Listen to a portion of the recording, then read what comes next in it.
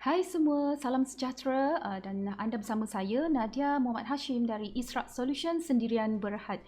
Dan hari ini saya akan bincangkan dengan anda berkenaan dengan kenapa perlunya fever screening dalam menangani wabak pandemik ataupun pandemik COVID-19. Dan umum dah tahu sekarang ni kita berdepan dengan fenomena ataupun wabak yang terbaru iaitu COVID-19 yang bermula di negara China di Wuhan pada Disember 2019. Dan jadi hari ini saya nak berkongsi dengan anda kenapa pentingnya fever screening. Jadi anda boleh lihat di presentation yang saya sediakan di sini, anda boleh tengok ada beberapa jenis fever screening, iaitu termasuk yang paling popular, iaitu nombor satu adalah non-contact IR thermometer. Yang ini mudah didapati di pasaran lah sekarang ni, dan kalau anda lihat di mana-mana pun anda pergi sekarang ni, dekat pasar raya ke, dekat klinik ataupun di bangunan pejabat ke, pasti akan buat fever screening menggunakan termometer. Yang ini memang yang paling popular. Dan yang kedua tu anda boleh tengok adalah Android based face detection ataupun IR camera dan juga IR camera. Yang ini dia boleh integrate dengan attendance system, di mana dia sesuai digunakan di bangunan pejabat dan juga bangunan kerajaan, mana ramai staff dekat situ. Dia boleh tengoklah bila setiap staff masuk, kita akan scan dulu dan dia boleh detect berapa temperature setiap staff, dan dia ada record. Dan yang ketiga ini semakin mendapat perhatian, iaitu economical infrared thermography. Yang ini dia boleh detect satu persatu individu lah. So nanti kalau sebelum kita nak masuk setiap bangunan tu, mungkin dia akan letakkan termografi tu dekat situ dan dia akan scan setiap individu suhu berapa. Dan dekat situ kalau suhu tinggi dan mungkin tidak dibenarkan masuk ke bangunan ataupun sebagainya. Dan yang keempat ni adalah high end dual vision infrared thermal detection system ataupun ITDS.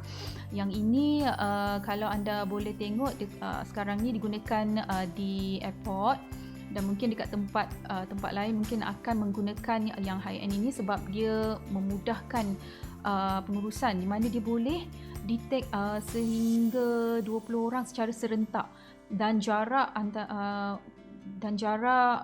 bagi fever screening ini boleh sampai sehingga 6 meter, 2 ke hingga 6 meter. Jadi tak perlu terlalu dekat untuk kita scan.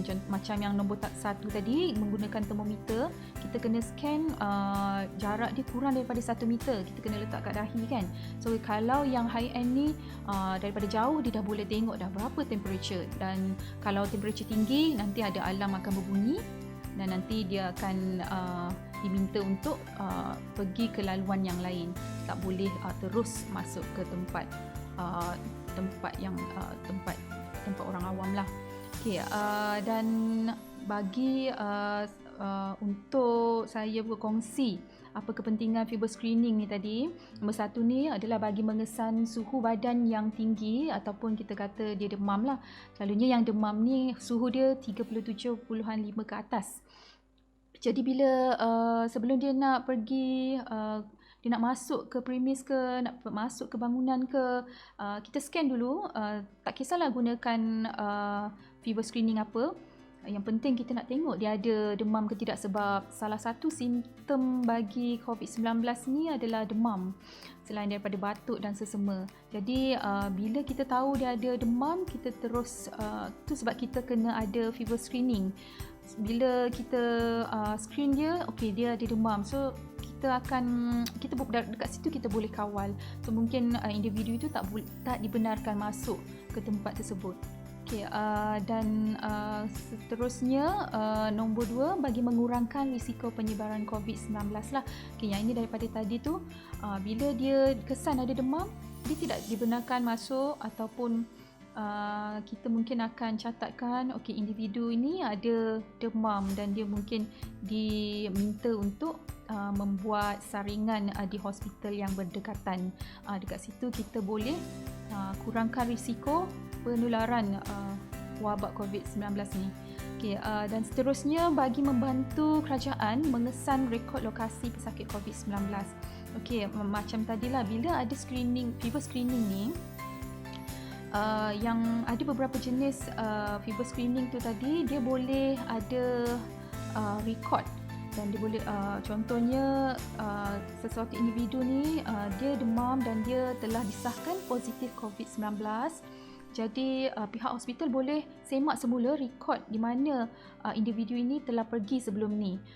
Jadi dekat situ nanti pihak hospital mungkin akan terus maklumkan di tempat tersebut supaya segera membuat nyah cuma bagi mengelakkan penularan virus COVID-19.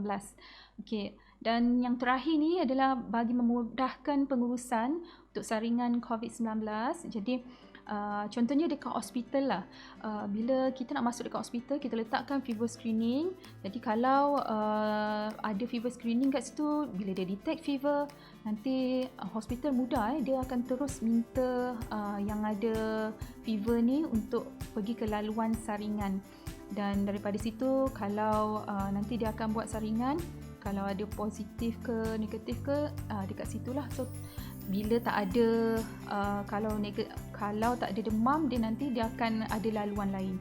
So itu memudahkan pengurusan di hospital ataupun di mana-manalah, contohnya dekat bangunan kerajaan ke. Okay, alright. Dan seterusnya itu saja daripada saya. Jadi sama-samalah kita sekarang ni mengikut saranan kerajaan, sementara PKP masih belum tamat lagi, untuk duduk di rumah dan stay safe semua, dan sama-sama kita menangani pandemik COVID-19 ini. Itu saja daripada saya dan terima kasih.